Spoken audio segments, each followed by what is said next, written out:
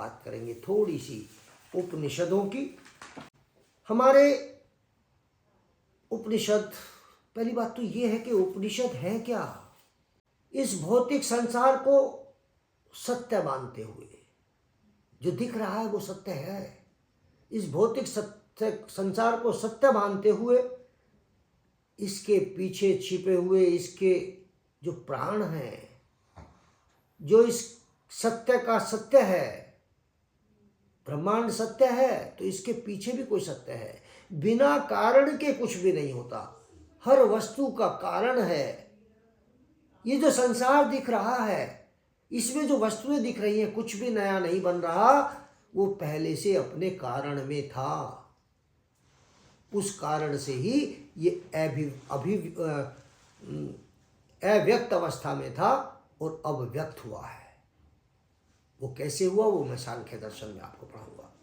तो ये जो भौतिक संसार है, इसके पीछे का जो सत्य है, सत्यों का जो सत्य है, तत्वों के जो तत्व के दर्शन हमारे ऋषि मुनियों ने किए थे और उसी को उन्होंने कहा ब्रह्म। ब्रह्म का ये सब कुछ ब्रह्म की रचना है और संसार का ध्यान इस तथ्य की और सत्य की ओर खींचा और इस विद्या को उन्होंने कहा ब्रह्म विद्या। इस ब्रह्म को जानना, देखिए तीन चीजें, प्रकृति, जीव और परमात्मा, ये अनादि है। न इनका जन्म होता है न इनकी मृत्यु होती है, ये हमेशा से थे, हमेशा रहने वाले हैं। इस सब को जानने का जो ज्ञान है उसी को ब्रह्म ज्ञान हमारे ऋषियों ने कहा, ब्रह्म विद्या इसका नाम रखा। और इसी ब्रह्म विद्या को का प्रतिपादन करने वाले ग्रंथों का नाम उपनिषद है। इस ब्रह्म विद्या के ज्ञान का प्रतिपादन करने वाले ग्रंथों का नाम उपनिषद है। प्रत्येक व्यक्ति के मन में प्रश्न उठते हैं, यदि वो संवेदनशील है, यदि वो थोड़ा भी एकाग्र है, मूढ़ और चित्त अवस्था में तो नहीं हो सकता, लेकिन एकाग्रता आते आते ये प्रश्न उठते हैं हमारे मन में कि ये प्रकृति क्या है, वो ईश्वर कौन है, कैसा है, क्या स्वरूप है, मैं कौन हूं, मैं किधर जाऊं, मेरा जन्म किस लिए हुआ है, और जिस लिए जन्म हुआ है क्या मैं वह कार्य कर रहा हूं या ये जन्म ऐसे ही व्यर्थ जा रहा है, मेरा सही रास्ता कौन सा है, किस मार्ग पर चल करके मैं अपने लक्ष्य को प्राप्त कर सकता हूं। ये प्रश्न जैसे निचिकेता एक हमारे बहुत बड़े ऋषि हुए, निचिकेता के मैत्रेय के मन में उठे और उन्होंने क्या कहा कि नवितेन तर्पण्यो मनुष्य, कि जो संसार के अंदर धन धान्य है, संपदाएं हैं, नवितेन तर्पण्यो मनुष्य, ये मनुष्य को तृप्त नहीं कर सकते, ये मनुष्य को तृप्त नहीं कर सकते। तो उन्होंने इस मार्ग को, संसारिक मार्ग को, भौतिकता के मार्ग को छोड़ करके आध्यात्म का मार्ग पकड़ लिया। यह रुपया पैसा मेरे अंतर मन की बेचैनी को शांत नहीं कर सकता। वित्त से संसार के भोग और सुख तो मिल सकते हैं, वित्त से, धन संपदा से इस संसार के भोग तो मिल सकते हैं, और जिन भोगों में हम सुख ढूंढ रहे हैं वो क्षणिक सुख है, लेकिन अंततः वो सुख भी अंततः दुख देने वाला ही होता है। और कारण, क्योंकि हमारा जो शरीर है, और हमारा शरीर ही नहीं, इस ब्रह्मांड में आत्मा और परमात्मा को छोड़ करके सब कुछ सत्व रज तम से बना हुआ है।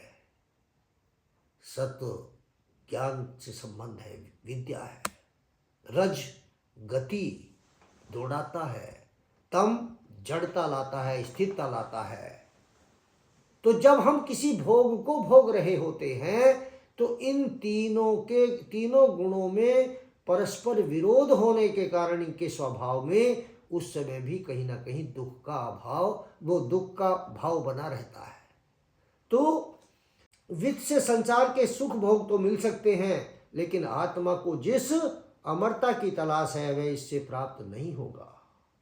यदि किसी व्यक्ति को सारे संसार का धन धान्य का स्वामी बना दिया जाए, उससे कहा जाए कि अब एक छोटी सी भी इच्छा मन में उत्पन्न नहीं होनी चाहिए, तब भी ये संभव नहीं है, तब भी इच्छाएं उत्पन्न होंगी।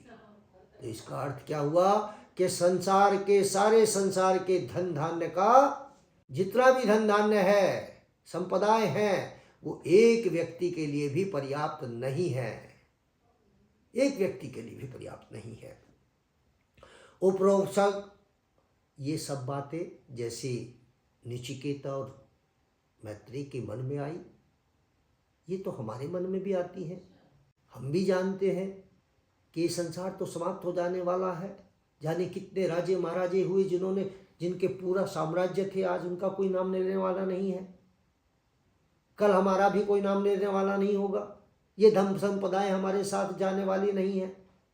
ये सब हमारे मन में भी आता है, लेकिन हमारे मन में जैसे नचिकेता के मन में आया कि ये धन संपदा जो है न वितेन तर्पणे मनुष्य, ये हमारी आत्मा को तृप्ति नहीं कर सकती, बस यही नहीं आता।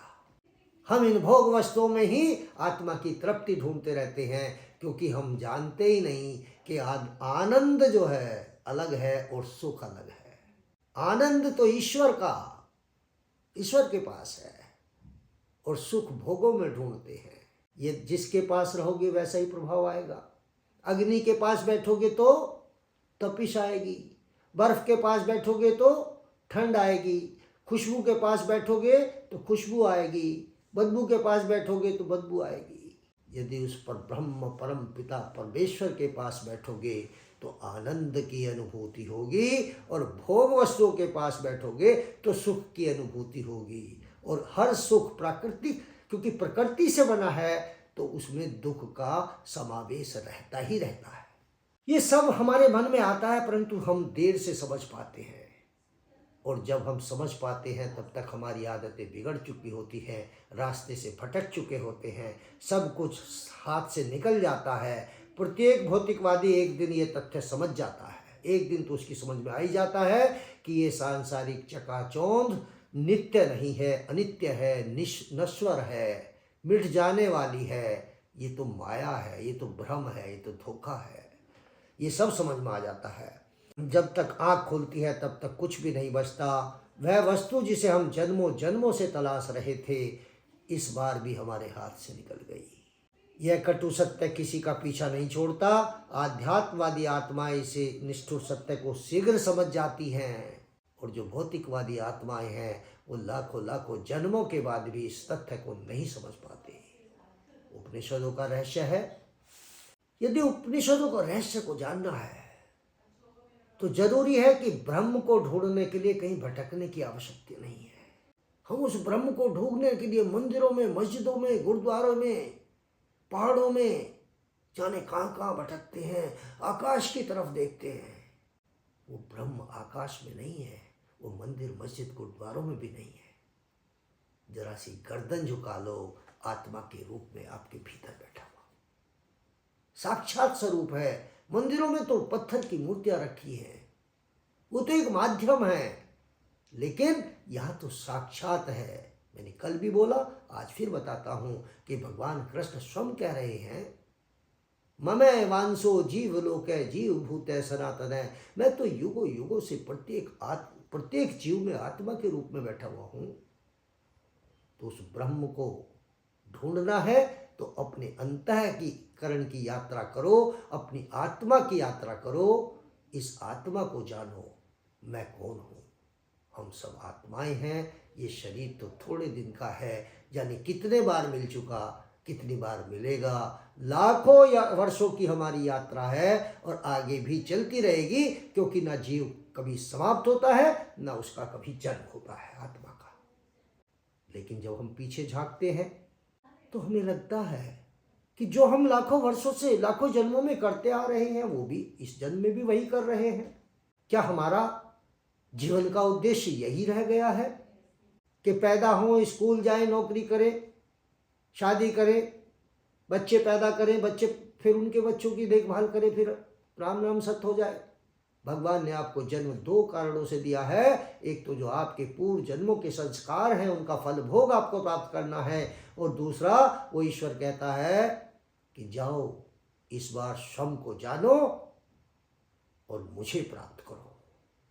और इसीलिए आपको स्वाध्याय कराया जाता है ताकि आप स्वयं को जान सको। इति सिद्धम। आज का विषय यहीं समाप्त करते हैं। अब शांति पाठ।